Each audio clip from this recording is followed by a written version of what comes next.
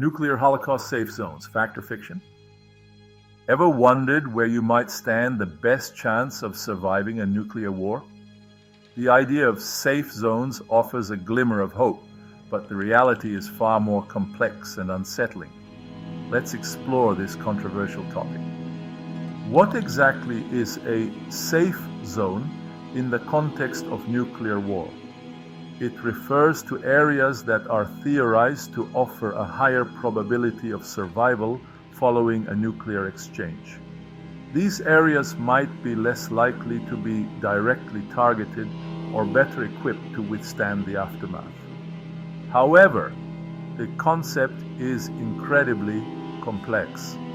Predicting survival in a nuclear holocaust involves countless variables and uncertainties.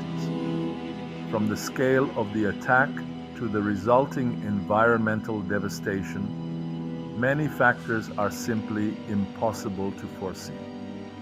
The idea of safe zones is also highly contested. Ethical considerations surrounding resource allocation and access to these havens raise difficult questions about fairness and justice. Is it even right to consider such a concept? A nuclear exchange would unleash unimaginable destructive power. The sheer scale of devastation makes identifying truly safe areas incredibly difficult, if not impossible. The energy released would dwarf anything humanity has ever witnessed. Firestorms, massive and uncontrollable blazes would engulf vast areas. These firestorms would consume everything in their path, creating their own weather systems and exacerbating the destruction. Survival in such conditions would be extremely unlikely. Radiation poses another significant threat. Dangerous levels of radioactive fallout would contaminate large areas, poisoning the environment and posing a severe health risk to anyone exposed. The effects of radiation can be long-lasting and devastating. Perhaps the most terrifying consequence is the potential for nuclear winter. Massive amounts of soot and debris injected into the atmosphere could block sunlight, leading to a prolonged period of global darkness and plummeting temperatures. This could trigger widespread famine and ecological collapse. Despite the immense challenges, some areas are theorized to offer a slightly better chance of survival. These proposed safe zones often fall into several categories, each with its own set of advantages and disadvantages. Let's examine some of them. Remote regions, far from major population centers and military targets, might minimize direct blast effects. Their isolation could offer a degree of protection from the initial devastation. Think of places like remote islands or sparsely populated areas. Mountainous regions, with their rugged terrain and limited infrastructure, could also experience a reduced impact. The mountains themselves might offer some shielding from blasts and fallout. However, access to resources could be a major challenge.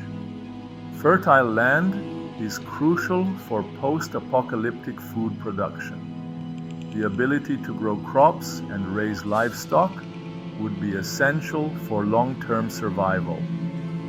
Areas with rich soil and a favorable climate would be highly valuable. Access to fresh water is equally vital. Clean drinking water would be a precious resource in a post-nuclear world. Rivers, lakes, and underground aquifers would be essential for sustaining life.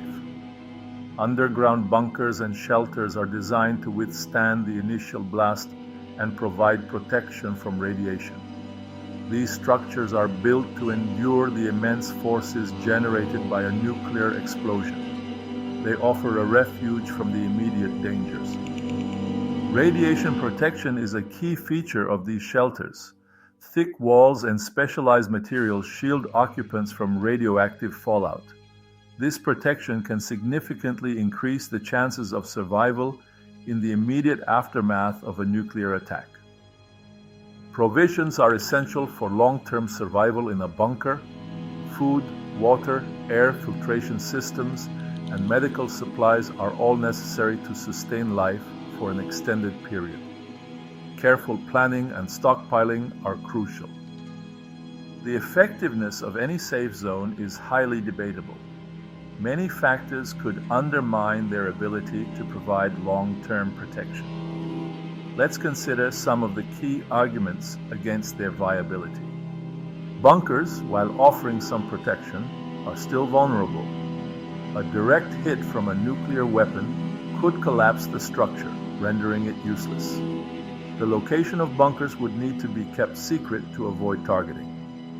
Nuclear winter poses a significant threat to even the most resource-rich areas.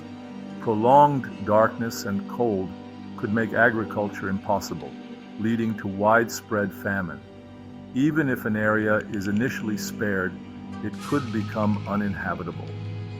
Resource depletion is another major concern. Limited resources within a safe zone may not be able to sustain the population for an extended period. Overcrowding and mismanagement could quickly lead to shortages and conflict.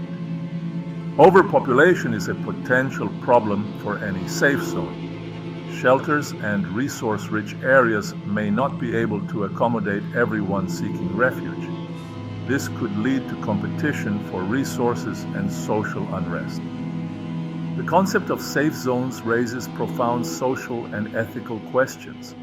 Who gets access to these havens, and how are resources distributed? These are difficult questions with no easy answers. Access to safe havens inevitably raises the issue of privilege. Those with the resources and connections to secure a place in a safe zone would likely be the most privileged members of society. This creates a stark divide between the haves and have-nots. Resource distribution within safe zones would be a major challenge. How would resources be allocated fairly, and who would make those decisions? The potential for conflict and inequality is significant. The idea of safe zones can be seen as creating isolated pockets of privilege. While some might survive in relative comfort, the vast majority of the population would be left to fend for themselves in a devastated world. This raises questions of fairness and social responsibility. The potential for abandonment is a disturbing ethical consideration. Would those in safe zones be willing to help those outside, or would they prioritize their own survival? The temptation to abandon the majority to perish could be strong. Maintaining social order within safe zones would be a significant challenge. Competition for resources, differing ideologies, and the trauma of the apocalypse could lead to conflict and instability. Strong leadership and a sense of community would be essential. The existence of perceived safe zones could have unintended consequences for nuclear deterrence and arms control. Some argue that it could undermine efforts to prevent nuclear war. Let's explore this complex relationship. The belief that survival is possible, even in a limited way, could weaken the deterrent effect of nuclear weapons. If leaders believe they can protect a portion of their population, they might be more willing to take risks. This is a dangerous proposition. Conversely, preparedness for nuclear war, including the development of safe zones, could be seen as a rational approach to risk management. It could signal a commitment to protecting the population and deterring aggression. This is a more nuanced perspective.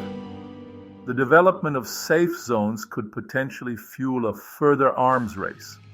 If one nation invests in protective measures, others might feel compelled to do the same, leading to a cycle of escalation.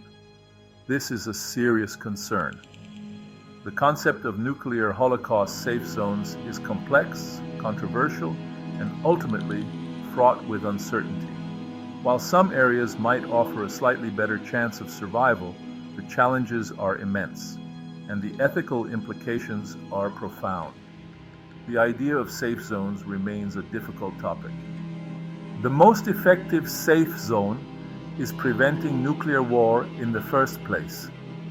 Diplomatic efforts, arms control agreements, and a commitment to peace are the best ways to ensure the survival of humanity. Let's work towards a world where safe zones are never needed. What do you think about the concept of nuclear safe zones? Share your thoughts in the comments below. Don't forget to like this video and subscribe to our channel for more thought-provoking content. Learn more about nuclear disarmament by visiting the links in the description. Together, we can work towards a safer future for all.